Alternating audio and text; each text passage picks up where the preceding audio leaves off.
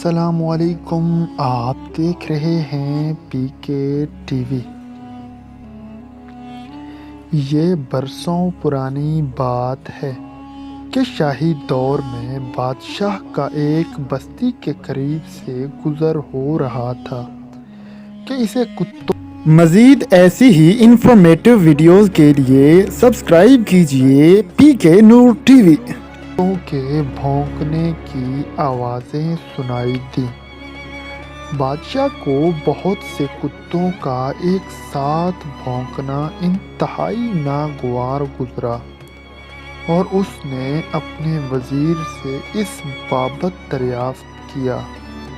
وزیر بادشاہ کے غصے کو فوراً سمجھ گیا اور اس نے بادشاہ کی سخاوت کے پیش نظر عرض کی، بادشاہ سلامت، یہ کتے بھونک نہیں بلکہ بھوک کی وجہ سے رو رہے ہیں۔ بادشاہ کی سخت سخاوت اور دریا دلی کے چرچے دور دور تک پھیلے ہوئے تھے، اس لیے کتوں کا بھوکا رہنا وہ اپنی توہین سمجھتا تھا۔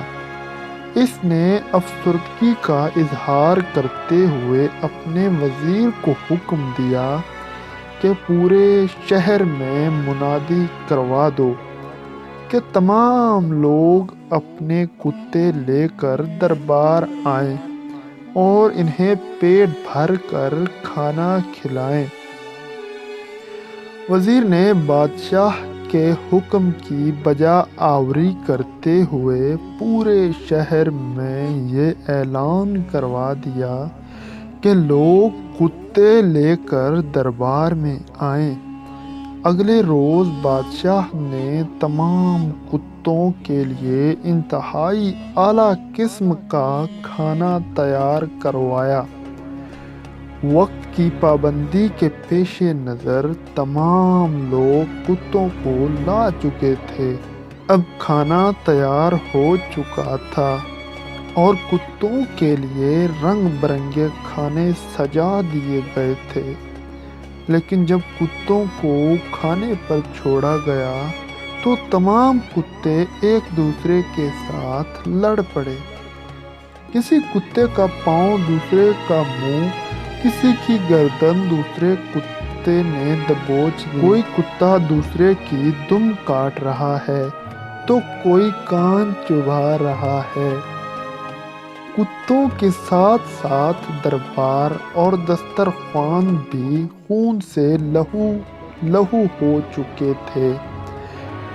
بادشاہ حیران تھا کہ اتنے لذیذ اور عمدہ کھانوں کے ہوتے ہوئے کتے آپس میں لڑ کر ایک دوسرے کا بدن کیوں نوچ رہے ہیں۔ اس نے حیرت کا اظہار کرتے ہوئے وزیر سے دریافت کیا کہ یہ سب کیا ہو رہا ہے۔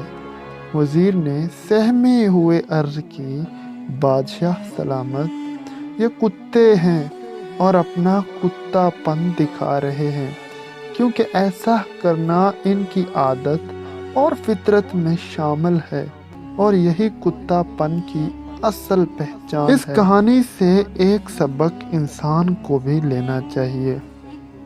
انسان کی جو بری عادات اس کی زندگی کو دیمک کی طرح چاٹ رہی ہیں، ان میں سے ایک کتا پن بھی ہے، جسے نفس پرستی کا عنوان دیا جا سکتا ہے۔